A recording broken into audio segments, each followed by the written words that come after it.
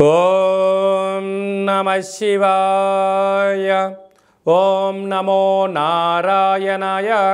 ఓం శ్రీ స్వర్ణాకర్షణ కాళభైరవాయ నమో నమః. నరదృష్టి నివారణ కాళభైరవాయ నమో నమః. ఓం కాళకాలాయ విద్మహే కాళాతీతాయ ధీమహి తన్నో శ్రీ స్వర్ణాకర్షణ కాళభైరవ ప్రచోదయాతు. హరి ఓం.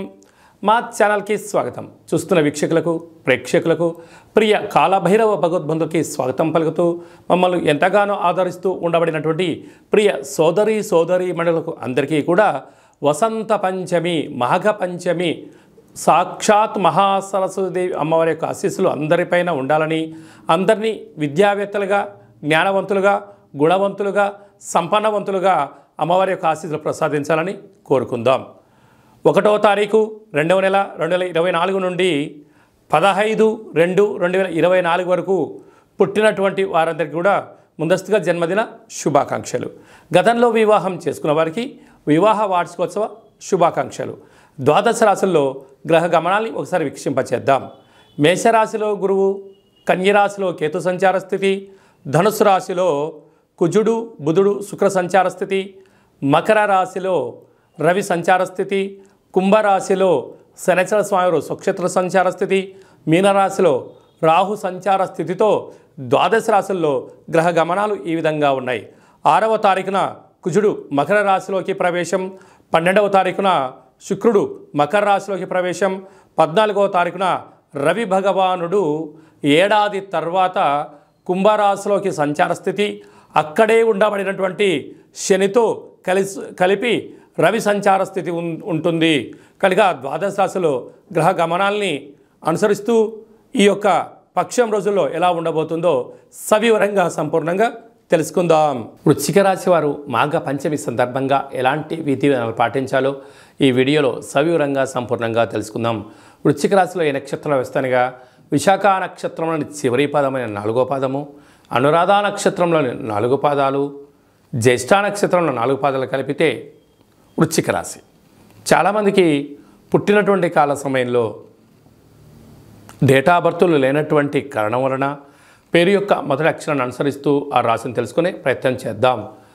తో, నా, నీ, ను, నే, నో, యా, యు అక్షరాల వారందరూ వృశ్చిక రాశి జాతకులే. వృశ్చిక రాశి యొక్క అధిపతి కుజుడు అవడం వలన అమ్మవారికి తెలుపు ఎరుపు రంగు పుష్పాలతో అర్చన చేయడము, గాజులను సమర్పించడము, కుంకుమార్చన చేయించుకోవడం వలన అమ్మవారి యొక్క ఆశీస్సులు పుష్కలంగా వీరికి అందుతాయని చెప్పి గమనించాలి. వీరికి ధనస్థానంలో కుజుడు మరియు శుక్ర సంచార స్థితి కారణం వలన, కుజదోష ప్రభావ కారణం వలన దయచేసి అప్పులు కానీ, వస్తువులు కానీ, క్రయ విక్రయాలు కానీ యోగదాయకం కావు అనిపించే పరిస్థితి ఉంటుంది. కనుక మీరు ఆందోళన చెందనక్కర్లేదు. కొంతకాలం మౌనంగా ఉంటే కాలం అనేది మీకు మంచి అవకాశం ఇవ్వబోతుంది. తృతీయ స్థానంలో బుధాదిత్య రాజయోగ కారణం వల్ల ప్రభుత్వ ఉద్యోగం ప్రయత్నం చేసేవారికి చాలా మంచి కాలము. తల్లిదండ్రుల నుంచి మీకు వచ్చేటువంటి ప్రభుత్వ ఉద్యోగ అవకాశాలు రావడము, మీ ఇంట్లో ప్రభుత్వ అధికారుల సలహాలు సూచనలు పాటించడం వల్ల గృహాలు, వాహనాలు, భవనాల్లో అద్భుతమైన విజయం మీ సొంతం కాబోతుంది. అర్ధాష్టమ శని సంచార స్థితి కారణం వలన శనివారం రోజున, మంగళవారం రోజున, అష్టమి తిథి అందున దూరావాయు జల ప్రయాణాలు పెట్టుకోకపోవడం ఉత్తమోత్తంగా భావించాలి. సంతాన స్థానంలో రాహు సంచార స్థితి ఉండడం వలన నూతనంగా వివాహమైన వారికి సంతాన యోగం, చదువులు, అభివృద్ధి, కెరియరు, వ్యాపార రంగాల్లో పెట్టుబడులు యోగదాయకం. 6వ స్థానంలో గురు సంచార స్థితి ఉండడం వలన నిత్యము ఏదో తెలియని ఆందోళన, ఆధ్యాత్మికత లోపించడం, ఆరోగ్య పరిస్థితి అనుకూలంగా లేని పరిస్థితి ఉంటుంది. కనుక సకాలంలో తిండి, సకాలంలో నిద్ర, తగు వ్యాయామం అవసరం వలన ఒత్తిడిని దూరం చేయడం వలన నిద్రలేని రాత్రులు లేకుండా ఉండే అవకాశం చాలా అధికంగా ఉంటుంది. లాభస్థానంలో కేతు సంచార స్థితి ఉండడం వల్ల మీ దూరపు చూపు, లాంగ్ విజన్, అనేక రకాలమైన పెట్టుబడులు, ఆకర్షణ విధానంలో అద్భుతమైన విజయం మీ సొంతమవుతుంది. స్వయం వృత్తులు, సేవారంగాలు, వ్యాపార రంగ కార్యక్రమాల్లో స్వయంగా కార్యక్రమాలు చేసేటువంటి గృహ భవన నిర్మాణ కార్యక్రమాల అందరికీ కూడా యోగదాయకం అని చెప్పి గమనించాలి.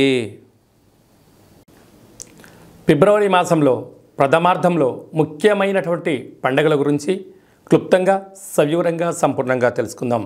3వ తారీఖున బహుళాష్టమి విశాఖ నక్షత్రము శనివారం సందర్భంగా, అలాగనే 9వ తారీఖు 2వ నెల 2024 పుష్యమాస అమావాస్య కళౌ వెంకటనాయక అనే వెంకటేశ్వర స్వామి యొక్క జన్మ నక్షత్రం అవ్వడం వలన శ్రీ క్షేత్రపాలక కాళభైరవ స్వామి వారి యొక్క పూజ అర్చన కాళభైరవ అష్టకం చదవడం వినడం యోగదాయకం అని చెప్పి గమనించగలగాలి.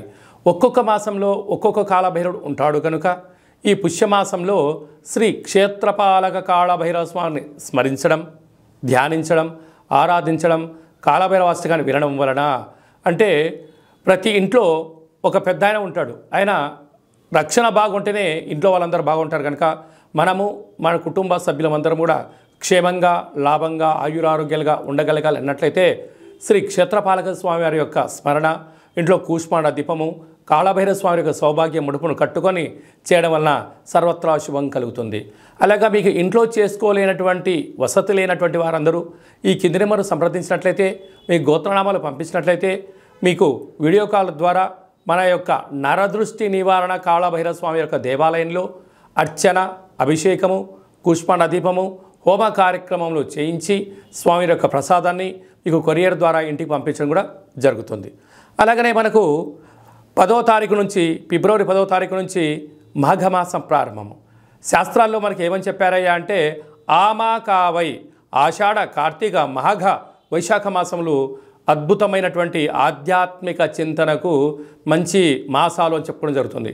కనుక మాఘమాసంలో పరమేశ్వరుడి యొక్క స్మరణ, స్వామివారి యొక్క దర్శనం, అభిషేకం వలన యోగం కలుగుతుందని చెప్పి గమనించగలగాలి. 14వ తారీఖున మాఘశుద్ధ పంచమి, మాఘ పంచమి సాక్షాత్క మహాసరస్వతీదేవి అమ్మవారు భూమండలంలో ఉండబడినటువంటి అందరికీ వాక్కును ప్రసాదించేటువంటి స్వామివారు కనుక అందరికీ విద్యా వినయ సంపన్నం అంటారు. విద్య ద్వారా వినయం, వినయం ద్వారా ఉద్యోగం, ఉద్యోగం ద్వారా ధనం, ఆ ధనం దుర్వినియోగం కాకుండా సద్వినియోగం ఎలా పరచుకోవాలో మనకు సరస్వతి మాత ఆశీస్సులతో ఉండడం జరుగుతుంది. అందుకే మనము 3వ సంవత్సరం చిన్నపిల్లలకు పడగానే మొట్టమొదటి అక్షరాభ్యాసం ఎప్పుడు చేయించాలి అని చెప్పి అనేక మంది తల్లిదండ్రులు ఎదురు చూస్తూ ఉంటారు. ఆ రోజు మీ యొక్క చిన్నపిల్లలని సరస్వతి మాత దేవాలయానికి తీసుకొని వెళ్ళి అక్షరాభ్యాసం ఓం నమ శివాయ సిద్ధం నమమ అనేటువంటి మంత్రంతో సరస్వతి మాత పూజ చేయించి వ్రాయించడం. అలాగనే చదువుతూ ఉండబడిన విద్యార్థులందరూ కూడా బుక్స్లు, పెన్నులు, స్లేట్స్, ల్యాప్టాప్స్ ఈ ప్రస్తుత కాలమాన ప్రకారంగా ఆధునికంగా చదువుకునే ఏ వస్తువులైనా కూడా అమ్మవారి దగ్గర పెట్టి పూజ చేసి ఇలాంటి ఆ కుంకుమను తీసుకొని వచ్చి పూజ చేసుకోవడం వలన సంగీతము, సాహిత్యము, నృత్యము అనేక కార్యక్రమాల్లో విజయానికి అమ్మవారి యొక్క ఆశీస్సులు ఉంటాయని చెప్పి గమనించగలగాలి. ఆ రోజు వీలైనంత వరకు కూడా మనకు తెలుపు రంగు వస్త్రాలు ధరింపచేయడము, చక్కెర పొంగలి లాంటివి, పాయసంతో కూడుకున్నటువంటి దద్దోజనం లాంటివి నైవేద్యం అమ్మవారికి పెట్టి 10 మంది భక్తులకు ప్రసాదం పంచడం వలన అమ్మవారి యొక్క కృప కటాక్ష వీక్షణలు మన అందరిపైన ప్రసరిస్తాయని చెప్పి గమనించాలి. కనుక అదే కాకుండా ఈ యొక్క ఫిబ్రవరి నెలలో ఈ ప్రథమార్థం అంతనూ కూడా అద్భుతమైన విజయం ఇంకనూ సాధించగలగాలి అన్నట్లయితే ఈ యొక్క పాత్ర కంచు పాత్ర అంటారు. స్వర్ణాకర్షణ కాళభైరవ స్వామి వారి యొక్క అక్షయ పాత్ర. అక్షయము అనగా నశించబడినటువంటిది. కాళభైరవుడు అనగా కాలాన్ని శాసింపజేసే శక్తి కేవలం కాళభైరవుడికి మాత్రమే ఉంటుంది. కాళభైరవ స్వామివారు కాశీక్షేత్రంలో ఉండడము, కాశీక్షేత్రానికి క్షేత్రపాలకుడుగా ఉండడం జరుగుతుంది. అలాగే ఉజ్జయిని క్షేత్రంలో కూడా అక్కడ ప్రాంతానికి అంతడు ఆయనే తిరుగులేని చక్రవర్తి. అలాంటి ఆ కాళభైరవ స్వామి స్మరణ, ధ్యానము, అలాగా ఈ అక్షయ పాత్ర మన గృహంలో ఉంచుకొని ప్రతిరోజు ఉదయము సాయంత్రము మీరు పూజా కార్యక్రమం ముగించుకున్న తర్వాత 2 అగరబత్తులను తిప్పి ఈ యొక్క కర్ర సహాయం ద్వారా వీటిని ఇలా చిన్నగా శబ్దం చేసినట్లయితే ఓంకార శబ్దం రావడం జరుగుతుంది. అలాగా ఈ ఓంకార శబ్దాన్ని ఎలా సృష్టించాలన్నట్లయితే మనము గృహంలో ఇసురాయిని ఎలా తిప్పుతామో అలా చిన్నగా ఇక్కడ తిప్పగలిగినట్లయితే ఓంకార శబ్దం రావడం జరుగుతుంది.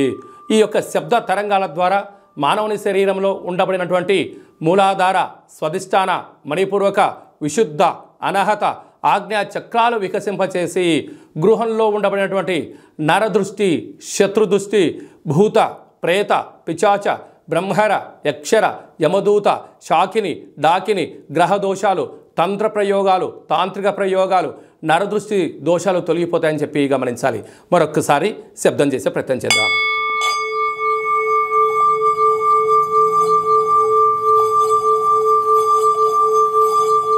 ఈ యొక్క శబ్ద తరంగాల్ని ఇంట్లో ప్రసరించడం వల్ల సర్వము ఐశ్వర్యం కలిగి అపార కుబేర సంపన్నులు అవుతామని చెప్పి గమనించాలి. ఈ యొక్క అక్షయ పాత్రతో పాటు ఒక కాళభైరవ స్వామి యొక్క పిరమిడ్ని, సౌభాగ్య ఒట్టిని, డాలర్ని, కంకణాన్ని, మీ యొక్క పేరు పైన 41 రోజులు కుష్మాండ దీపాన్ని, కాళభైరవ హోమాన్ని మీకు ప్రత్యక్ష ప్రసారంగా చూపించి స్వామి యొక్క ప్రసాదాన్ని మీకు అందజేయడం జరుగుతుంది. ఆసక్తి గలవారు ఈ కింది నెంబర్ని సంప్రదించవచ్చు. అలాగనే మీ వ్యక్తిగత జాతకం తెలుసుకోవాలనుకుంటున్నారా? మీ పుట్టినటువంటి తేదీ, నెల, సంవత్సరం, పుట్టిన సమయం రాసి మీరు వాట్సాప్లో పంపించగలిగినట్లయితే సంపూర్ణంగా 100 సంవత్సరాల జాతకాన్ని రాసి పంపించి మీరు పుట్టినప్పుడు గ్రహ గమనాలు ఎలా ఉన్నాయి, ప్రస్తుతం ఎలా ఉన్నాయి, రాబోయే కాలంలో ఎలా ఉన్నాయో సవివరంగా సంపూర్ణంగా తెలియజేయడం జరుగుతుంది. అలాగే డేట్ ఆఫ్ బర్త్లు లేనటువంటి అనేక మందికి మీ పేరు మొదటి అక్షరాన్ని అనుసరిస్తూ గవళ ద్వారా అనగా రమణ శాస్త్రం ద్వారా భూత, భవిష్యత్, వర్తమానాన్ని కాళభైరవ ఉపాసన చేత తెలియజేయడం జరుగుతుంది. ఆ పేరు కూడా సక్రమంగా లేదు, ఒక్కొక్కరికి 2-3 పేర్లు ఉన్నాయి అనుకుంటున్న వారికి వారి యొక్క ముఖఛాయలను అనుసరిస్తూ వారి యొక్క చేతి యొక్క హస్తరేఖలను గమనిస్తూ గవలు వేసి తెలియజేయడం జరుగుతుంది.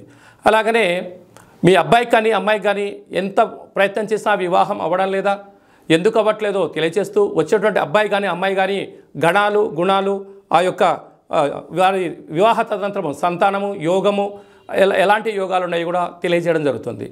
అలాగనే గతంలో వివాహమైన దంపతులు తరచుగా గొడవపడడం, పోలీస్ స్టేషన్లు గొడవలతో దారితీస్తున్నాయా, ఎందుకలా దారితీస్తుందో తెలుసుకొని పార్వతీ పరమేశ్వరులాగా ఉండేటువంటి ఆధ్యాత్మిక సలహాలు, సూచనలు మీకు ఇవ్వడం కూడా జరుగుతుంది. అలాగనే చాలామందికి జన్మకో శివరాత్రి అన్నట్టుగా బర్త్డే, మ్యారేజ్ డే సంవత్సరానికి ఒకసారి వస్తుంది. ఆ బర్త్డే వచ్చిన రోజన్నా ఇంట్లో శుచి శుభ్రతగా ఏర్పాటు చేసుకొని నూతన పట్టు వస్త్రాలు ధరింపచేసుకొని ఇంట్లో ఒక లక్ష్మీ గణపతి హోమము, ఆయుష హోమం చేసుకొని 10 మందికి అన్నప్రసాద వితరణ చేయండి. మీకు సంవత్సరాంతం ఆయురారోగ్యాలుగా ఉంటాయి. అలా కుదరలేనటువంటి పక్షంలో మన యొక్క దేవాలయంలో 12 జ్యోతిర్లింగేశ్వర స్వామివారికి, సహస్ర నర్మదా శివలింగేశ్వర స్వామివారికి, శ్రీ కాళీ సమేత నరదృష్టి నివారణ కాళభైరవ స్వామికి మీ పేరుపైన అర్చన, అభిషేక, హోమ కార్యక్రమాలు చేయించి మీకు ప్రసాదం కూడా అందజేయడం జరుగుతుంది. కనుక మనమందరము కూడా జన్మదిన వేడుకలు చేసుకుందాం. వివాహ వార్షికోత్సవ కార్యక్రమం జరుపుకొని మీ ఇద్దరి మధ్యలో ఉండబడినటువంటి ఆటంకాలను తొలగించుకునే మానవ ప్రయత్నం చేద్దాం.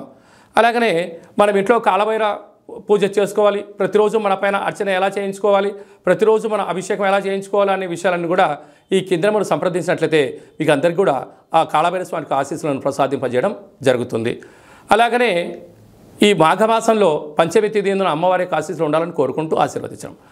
ఓం ప్రణో దేవి సరస్వతి వాజేభిర్వాజినీవతి ధీనామవిత్రియవతు మహాకాళీ మహాలక్ష్మి మహాసరస్వతి దేవతాభ్య నమో నమః. అందరిపైన ఆ సరస్వతి మాత ఆశీస్సులు ఉండాలని కోరుకుంటూ ఆశీర్వచనం.